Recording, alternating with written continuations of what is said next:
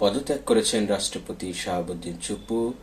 জাতীয় সংসদের speaker major হাফিজ উদ্দিনের কাছে আনুষ্ঠানিকভাবে পদত্যাগপত্র জমা দিয়েছেন বর্তমান রাষ্ট্রপতি শাহাবুদ্দিন আহমেদ চুপ্পু। হঠাৎ কী কারণে রাষ্ট্রপতি শাহাবুদ্দিন চুপ্পু পদত্যাগ করেছেন? আমরা দেখেছি শেখ হাসিনা সরকার পতনের পরে আপনার এনসিপি অর্থাৎ ছাত্র সংসদের যেসব সংগঠন রয়েছিল, জ্ঞানীগুণী বুদ্ধিজীবী অনেকেই কিন্তু চেয়েছিল যে রাষ্ট্রপতি শাহাবুদ্দিন চুপ্পু পদত্যাগ করুক, তাকে সরিয়ে দেওয়া হোক। কিন্তু ডক্টর ইউনূস সেটার ভ্রুক্ষেপ না করে রাষ্ট্রপতি শাহাবুদ্দিন চুপ্পুকে তার নিজস্ব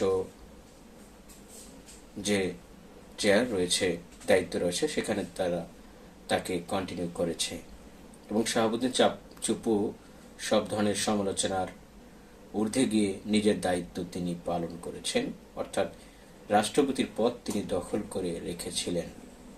হঠাৎ কি এমন হলো যে তিনি পদত্যাগ করেছেন, নাকি তাকে সরিয়ে দেওয়া হবে সেই ভয়ে তিনি নিজেই পদত্যাগ করেছেন?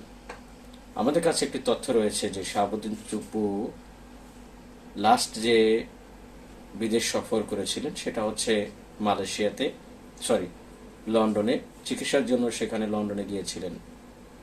লন্ডনে চিকিৎসা করতে গিয়ে তিনি একটি অবাক করা কাণ্ড ঘটিয়েছেন। সেটা হচ্ছে সাবেক প্রধানমন্ত্রী শেখ হাসিনার সাথে তিনি যোগাযোগ করেছেন, ফোন আলাপ করেছেন। এরকম একটি তথ্য গোয়েন্দাদের হাতে পৌঁছেছে। গোয়েন্দারা ইতিমধ্যেই সেই রিপোর্টটি বর্তমান সরকার প্রধান সহ সরকারকে অবহিত করেছে, যার ফলশ্রুতিতে আমরা গতকাল জানতে পেরেছিলাম যে হয়তো রাষ্ট্রপতিকে সরিয়ে দেওয়া হবে। তিনি বুদ্ধিমানের মতো কাজ করেছেন যে নিজেই পদত্যাগপত্র জমা দিয়েছেন, কারণ তিনি জানেন যে তার আর চেয়ার টিকবে না, যে কোনোভাবেই তাকে যে কোনো মূল্যে যেতে হবে। তাই তিনি তড়িঘড়ি করে আজকে বর্তমান স্পিকার মেজর হাফিজের কাছে তার পদত্যাগপত্র জমা দিয়েছেন।